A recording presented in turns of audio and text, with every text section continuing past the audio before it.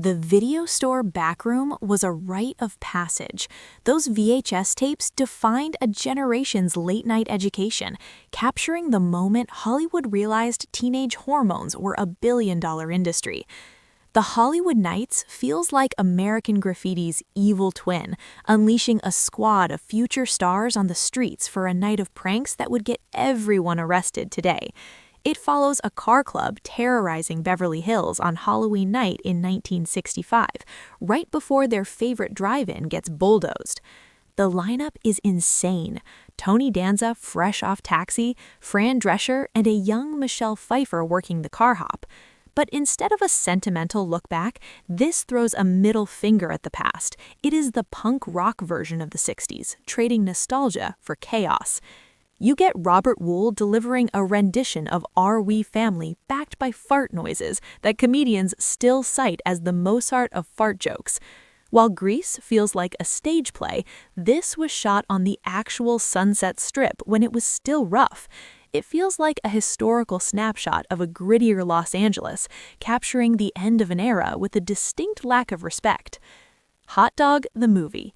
Hot Dog the Movie is Animal House at high altitude, selling the fantasy that you do not need a script if you have enough snow and hot tubs.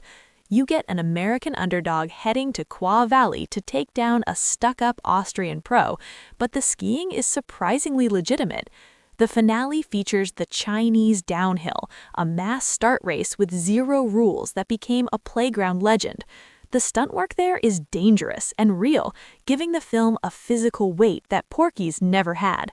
It is wild to realize this played at the very first Sundance Film Festival.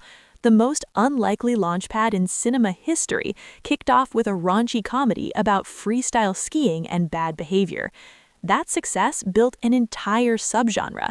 Ski School and Better Off Dead only exist because this laid the blueprint for mountain comedies. It is pure adrenaline and attitude, and 40 years later, it is still the undisputed king of the mountain. The Last American Virgin. Canon Films usually made action trash, so it was a shock when The Last American Virgin delivered one of the most brutal, honest looks at rejection in the entire decade. The plot follows a group of friends chasing girls, but centers on Gary, who believes his devotion will eventually pay off. It was produced by Golan Globus, the studio behind cheap ninja movies and Breaking 2, making this sudden shift to heartbreaking drama even stranger.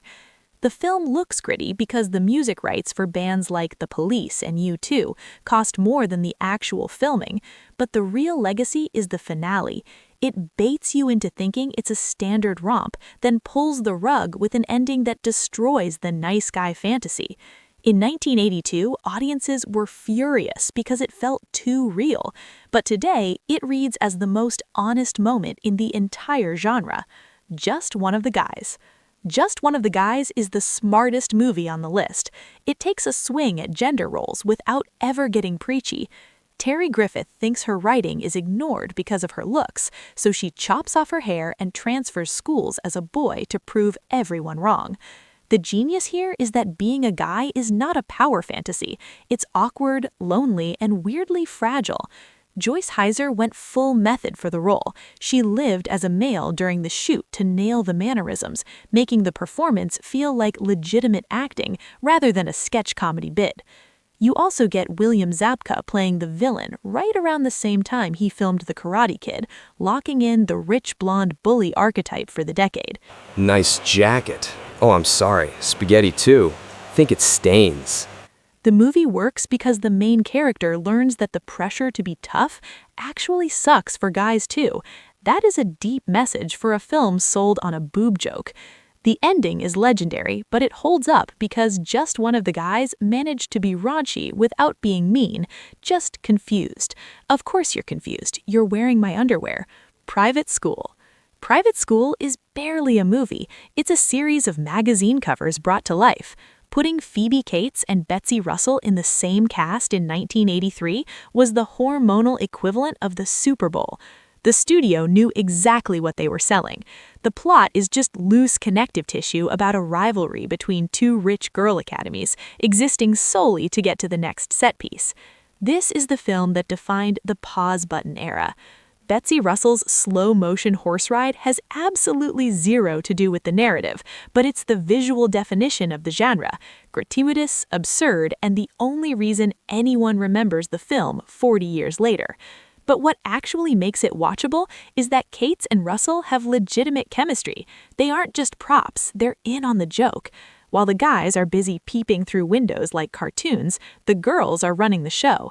It's trashy, sure, but it delivers exactly what the box office wanted without apologizing for it. Blame It on Rio.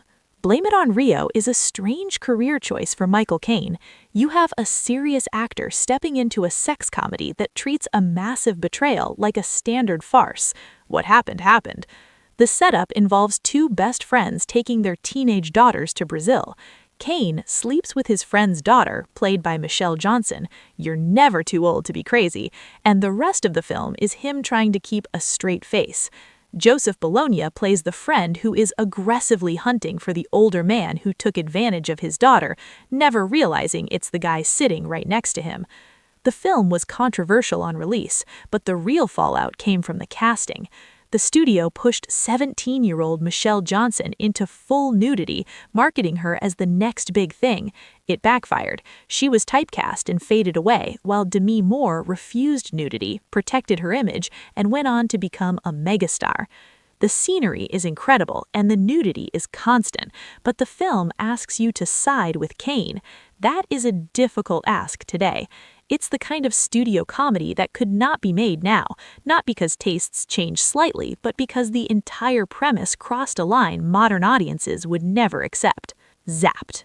Get off this summer with Zapped. Zapped is the moment science went out the window. The film decided that telekinesis was best used for unzipping dresses rather than fighting crime.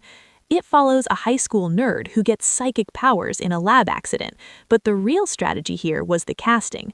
Scott Baio and Willie Ames were on the cover of every teen magazine in America, so putting them in an R-rated comedy was a calculated shock tactic designed to destroy their good boy image and age up the fan base. The finale is just a comedic remake of Carrie, leading to a prom scene that rips off the horror classic almost shot for shot. But the charm comes from the lack of money. The budget was so low they could not afford optical effects, so the telekinesis is clearly just fishing line yanking clothes into the air. It gives the whole thing a scrappy home movie quality. Zapped is a time capsule of the era's horniness, a dumb, energetic snapshot of what teen comedy thought was normal then. Weird science. Logic takes a back seat to hormones in Weird Science, where the solution to social awkwardness is hacking military systems to build the perfect girlfriend. It follows two outcasts who hook a Barbie doll to a mainframe and accidentally create a woman with magical powers. This is the moment John Hughes got bored with detention halls and decided to wrap the heart of the Breakfast Club inside a Frankenstein myth. So, what would you little maniacs like to do first? Tapping into that specific mid-80s fantasy that a home computer could somehow shortcut adulthood. Bill Paxton completely hijacks the film as Chet, the absolute worst big brother in movie history. He improvised his best moments, including that stomach-turning line about a nice greasy pork sandwich served in a dirty ashtray. About a nice greasy pork sandwich served in a dirty ashtray. That unhinged performance is exactly why James Cameron cast him in Aliens. The script also flips the formula because the nerds do not get to keep the girl. Kelly LeBrock is not a trophy, she is a temporary mentor who fixes their confidence and then leaves.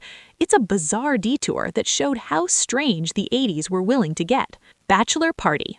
Bachelor Party bridges the gap between Tom Hanks, the sitcom actor, and Tom Hanks, the American icon. Before he was winning Oscars, he was the chaotic center of this absolute riot. It captures a specific moment in history where a studio would give a young star a pile of money just to destroy a hotel suite. It's the blueprint for The Hangover 20 years early, mixing genuine danger with a surprising amount of heart. The film operates on pure adrenaline, escalating from a simple dinner into a drug-fueled disaster involving a donkey and a suicidal bus driver. It's a rare look at a future legend running completely wild before Hollywood made him serious.